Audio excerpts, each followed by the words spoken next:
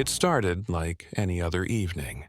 I was visiting my grandmother in that towering 17-story apartment block, the kind that looms over the city like a forgotten giant, casting long shadows even on the brightest days. I never believed in superstitions. I was the practical type, the kind who dismissed ghost stories as nonsense. But the rumors about this building, they had a way of creeping in. Whispers from the older residents, saying the foundations had been laid on disturbed ground, burial sites, graves, spirits that never rested. I used to laugh when my grandmother brought it up over tea. Urban legends, I thought. Stories meant to scare children. Superstition. Nothing more. But after that night, I can't step into an elevator without a shiver racing through me. The building had 2 elevators. The regular passenger one, cramped, unreliable, forever smelling of stale cigarettes and sweat. And the larger freight elevator, wide doors, and echoing interior, meant for furniture and heavy loads.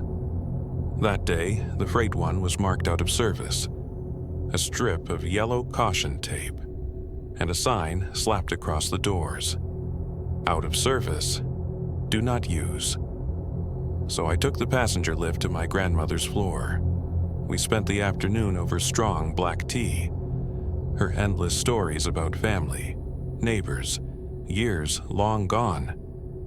But she always returned to the same warning. Her eyes narrowed as she poured my cup. Be careful with those elevators, Daniel. This place has a history. I just smiled and nodded, humoring her. By the time the sun dipped low, the sky was a bruised purple, painting the windows in eerie colors. It was time to head home. The hallway lights flickered, buzzing like dying insects. Shadows stretched long across the walls, twitching as if they were alive. I pressed the button for the passenger elevator. The familiar groan echoed through the shaft, vibrating faintly beneath my feet. But it never came. Instead, I heard it stopping on floors above and below. Doors opening, then closing again. Muffled thuds like a cruel joke. Footsteps in the distance. Voices I couldn't quite make out, fading as soon as I listened closer. Minutes passed. Frustration grew like a knot in my chest. "Come on," I muttered, jabbing the button harder. The indicator lights flickered, jumped between numbers as if confused. 17 flights of stairs in the dark didn't appeal, but then a low groan stirred from the other shaft. Deeper. Ominous. The freight elevator doors slid open. Metal screeched against metal, the sound grinding down my teeth. I froze. Hadn't it been broken? The sign was still taped to the frame, curling at the edges, yet the doors yawned wide, inviting. Inside, a single bulb glared harsh and white. Shadows stretched and bent across scuffed metal walls. The space felt alive, shifting with every blink. The air was stale, damp with the scent of concrete. And underneath it, metallic. Rust. And maybe something worse. A cold draft whispered through the floor grates. It prickled my skin. They must have fixed it, I said aloud, my voice small. Better than waiting forever, better than the stairs. I stepped in, the doors closed with a heavy slam, sealing me in like a tomb. The descent began slow. Cables whined above, as though straining under the weight. Each creak echoed, amplified by the metal box. I leaned against the wall, felt the cold seep through my shirt. I pulled out my phone to distract myself, but the screen was empty. No bars, no signal. The outside world, gone. The floor numbers ticked down, 16, 15, 14, slower than normal. Time stretched thin, By the 10th floor, unease settled in my chest like a stone. The air felt heavier, like fog pressing against my skin. My breaths shallow, every second stretched, unbearable. Then the elevator stopped. The panel blinked. The doors shuddered open halfway. A slice of hallway glowed dim and yellow. Empty, silent. No footsteps, no voices, just nothing. My hand hovered over the close button before I could press it. The doors slammed shut. The impact thundered through the cabin. The walls shook, and then silence. I stabbed the panel. Ground floor, door open. Emergency call, nothing worked. The lights glowed steady, mocking. "Hello?" My voice bounced back at me, twisted, distorted. Panic surged hot in my throat. I banged on the doors. My fists stung against the steel. "Hey, somebody, I'm trapped!" The sound went nowhere. Minutes blurred. 5, 10, maybe more. Sweat beaded across my forehead, even in the chill. My breath fogged faintly. I pressed the emergency button again. Static hissed through the speaker. Harsh, grating, but underneath it, a sound like laughter. "This can't be happening," I whispered. I slid to the floor, pulled my knees close. The cabin was bigger than the passenger one, but right then it felt like a coffin, the walls tightening with each shallow breath. The silence pressed in, suffocating, and in that silence, the shadows shifted, just out of sight. I tried to steady myself, told myself it was only a malfunction, an old lift stuck in its tracks. But then came the noises. A faint drip somewhere below, the creak of cables above, and something else, something alive. My mind dredged up every rumor. Workers lost during construction, accidents never reported, bodies buried under concrete, entombed forever. Then the light above flickered. Once, twice, and died. Darkness swallowed me whole, thick, absolute. My chest heaved, my heart hammered. I fumbled for my phone flashlight, my fingers slipped with sweat. Before I could switch it on, the panel ignited. Every floor number lit red, glowing like embers in the void. The walls burned in hellish light. And then, the whispering began. At first, faint. A murmur I thought I imagined, then clearer.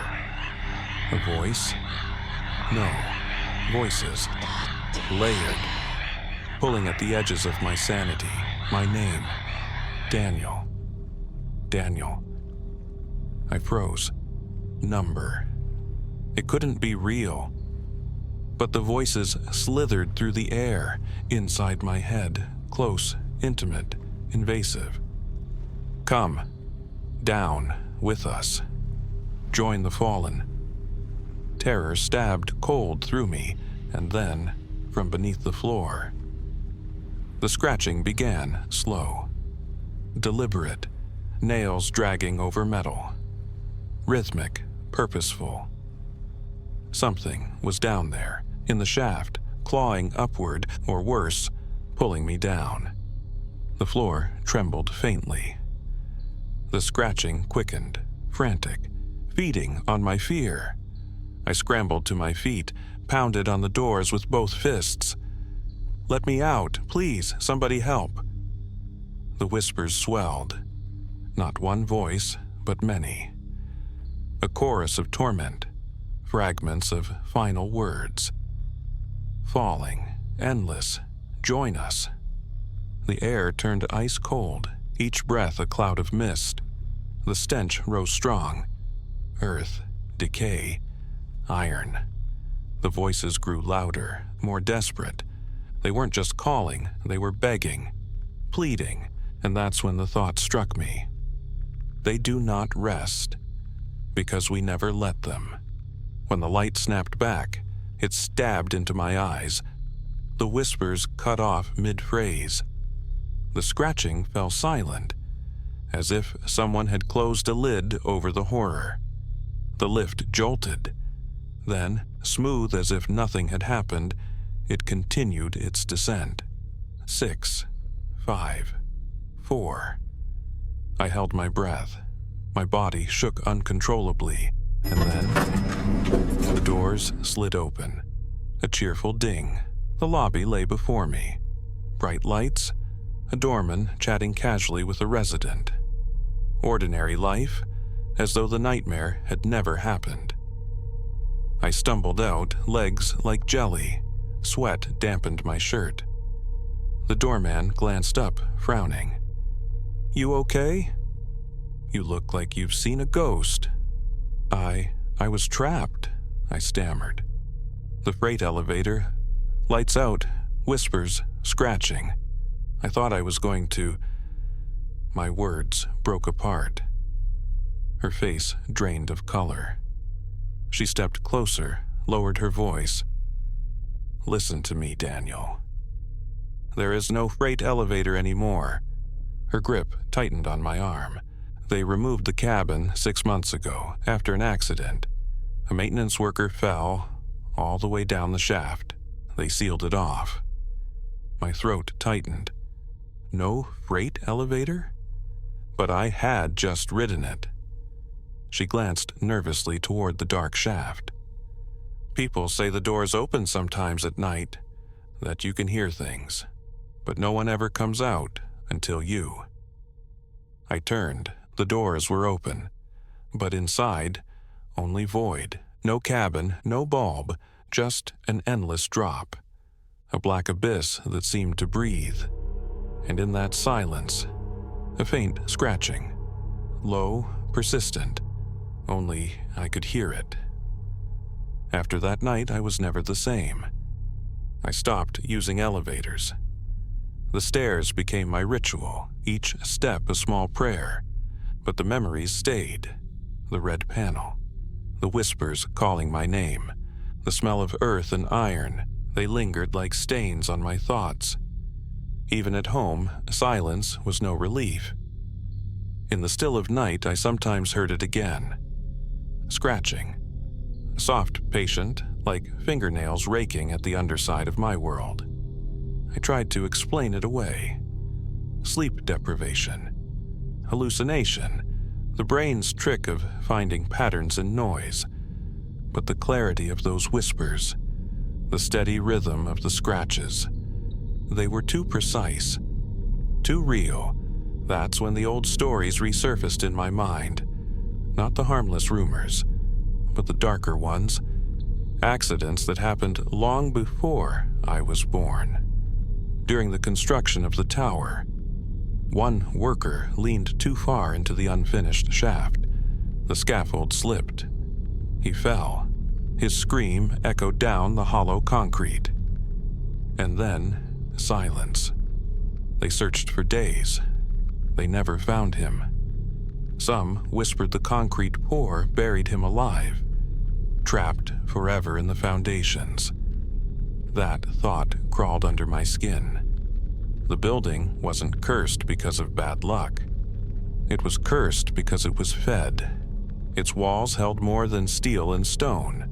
Some structures remember what was given to them, and they are never satisfied. Neighbors whispered too. I caught fragments in the hall.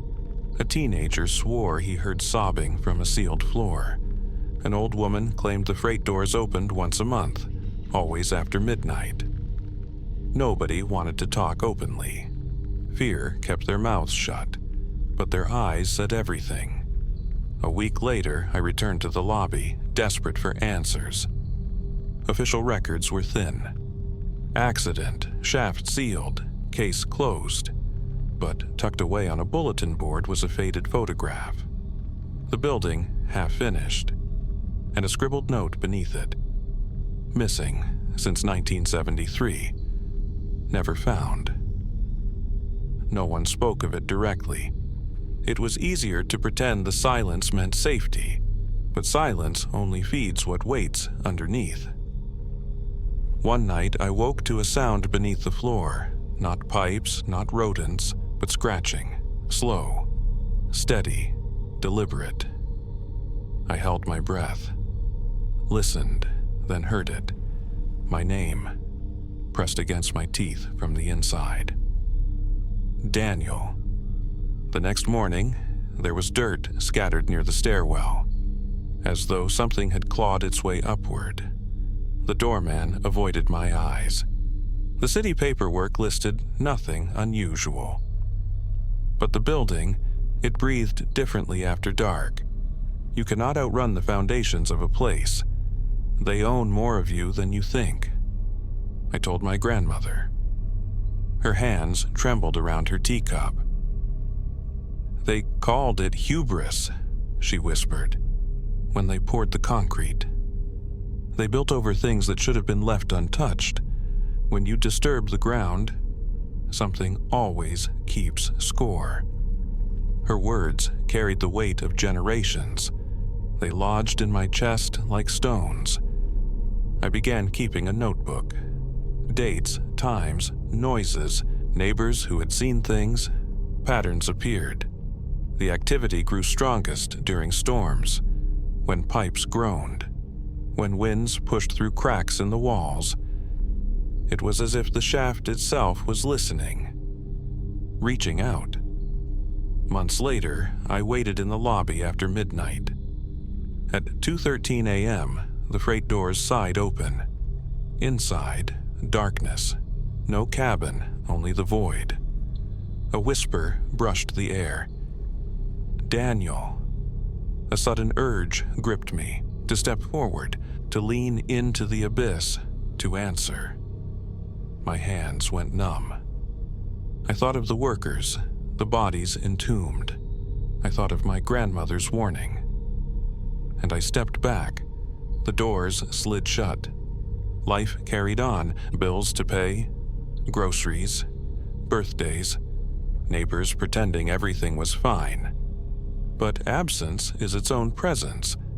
The sealed shaft shaped us more than the rooms we lived in. It was a wound covered by wallpaper. We lived above it and forgot. But forgetting is never protection. It only makes the darkness hungrier. The past is not a relic. Sometimes it is a hinge swinging open into the present. Now, whenever I pass that shaft, I slow my step. At night, I sleep with the hall light on. Doors bolted. I climb the stairs and count them, each step a mantra. When children ask why we avoid the elevator, I lie. Unreliable, I say. The truth is too heavy to share. But I know.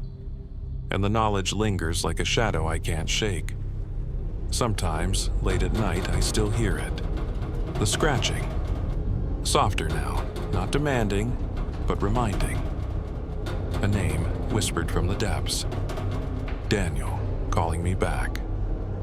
And when I close my eyes, I see the red glow of numbers in the dark. I feel the hush of voices pulling at me. I am careful now, because I learned the hard way. Some doors open only to show you an absence, and some absences are hungrier than they look. We build on old stories and expect the ground to forget, but the ground remembers every cruelty we bury in it.